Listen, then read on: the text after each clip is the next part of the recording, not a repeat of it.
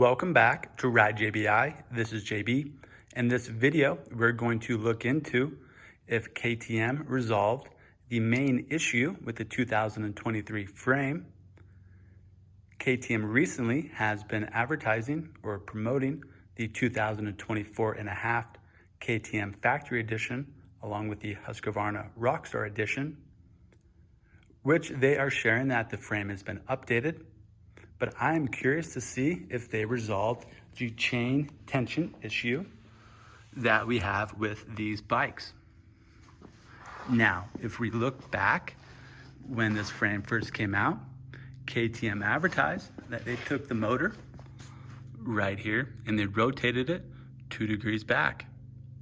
When they did that, our counter sprocket, or let's say our counter sprocket shaft, moved down 5 millimeters in reference to our swing arm pivot bolt.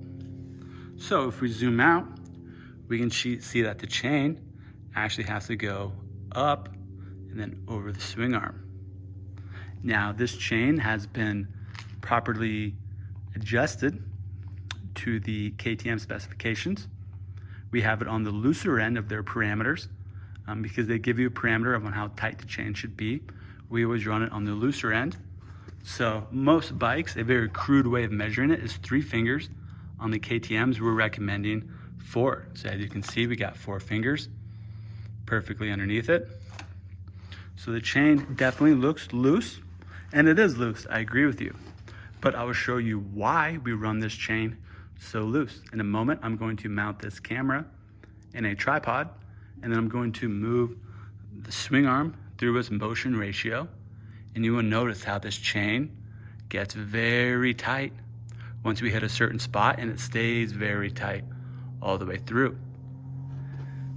Now, KTM says that they did this on purpose. They wanted to use the chain tension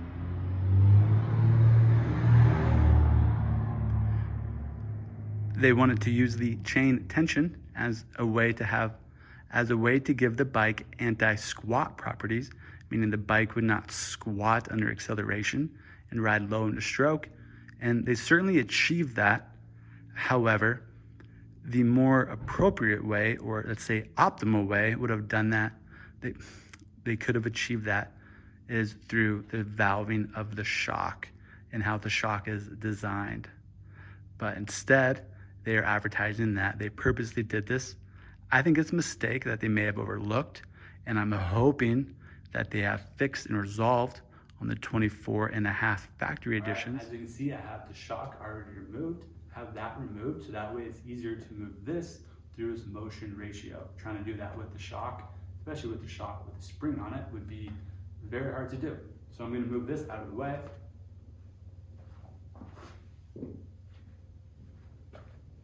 So with a zoomed out view, just pay attention to how tight this chain gets. It's really loose, as you can see. As I move it up a little bit, it has gotten a little bit tighter. Now we've gone about even. Look how tight that chain is. There's no slack. Let's keep moving it up. Now it's gotten even tighter. Let's go even more. It's gotten even tighter. And let's go all the way to bottom out. And it's even tighter. That's not a good thing. So I'm gonna do a zoom in view and do the same thing so you can see in more detail.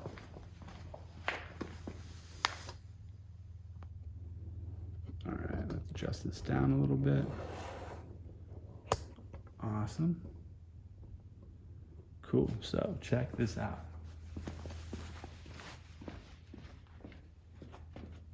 So here's how loose your chain is. The wheel has now hit a bump and it wants to compress out of the bump's way. As it's doing that, everything's good till it hits this region right here. And now the chain has gotten a lot tighter and it's staying tight. Now it is hard for me to move the wheel in this area because how tight it is. Nor does it want to spin that much. So what's happening is our chain is creating so much tension that is contributing to the amount of compression resistance that the shock is making. Ideally, we don't want the chain contributing any sort of damping resistance because we can't manipulate it, modify it, or change it. That's the entire reason why we have suspension on motorcycles. It's because we can manipulate it, modify it, and change it to fit the needs of the rider and their terrain and conditions.